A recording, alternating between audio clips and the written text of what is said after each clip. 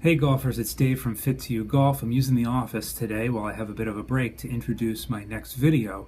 This is going to fit into the instructional category where I try to determine a way of overcoming an open club face at impact. My nemesis when I'm not playing well is an open face and a steep swing, and I regard those things to be cause and effect.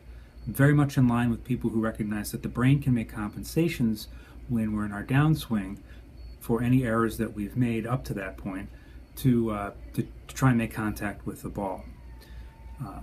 If you've watched my swing as it is currently, you'll see that I've been trying to tackle this problem using a kind of a Jim McLean slot swing approach, where I take the club back, kind of hands on the outside, and then bring my arms down and in to shallow the swing. It feels like I'm doing a Jim Furyk move when I do it.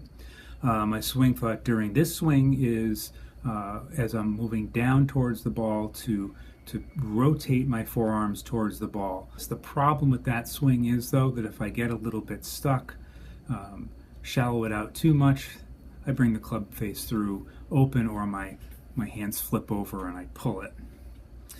So what I'm going to do is I'm going to compare that swing to some adjustments I've been trying to make with more of a one-plane swing. Where I rely on maintaining my spine angle and a deeper shoulder tilt to bring the ball up and back on the same plane. The swing thought I use for this is the double pendulum thought, and so I load and release.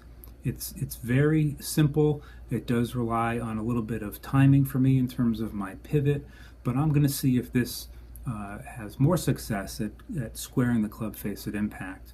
The way I'm going to do this is I'm going to go to the range and I'm going to bring my M-Tracer, and I'm going to take 4 or 5 shots with each approach, and then we're going to look at the data. All right, see you soon. Okay, first up we have the slot swing. You can see I do a pretty good job of shallowing the club on the way down. I should point out that this swing is consistently a little slower than the one-plane swing, a few miles an hour slower. I want you to pay attention to that swing path. I have some questions for you later.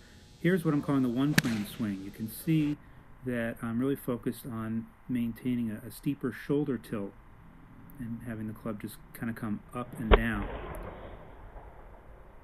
All right, next we'll take a look at what the M-Tracer says. I chose 2 swings to compare that were fairly similar in terms of club path and attack angle. Notice that the M-Tracer is saying that I came out to in on both these swings. And I'm curious about that. But the club face was a little bit open on the slot swing, and I did a much better job of keeping it square on the one-plane swing. And the ball flight seemed to confirm that on the indoor range.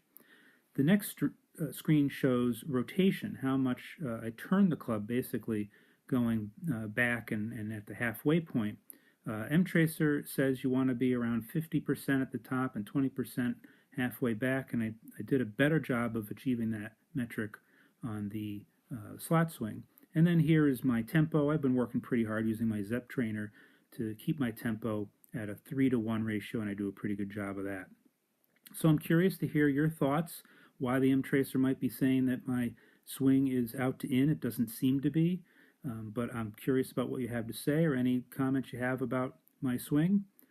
Stay positive.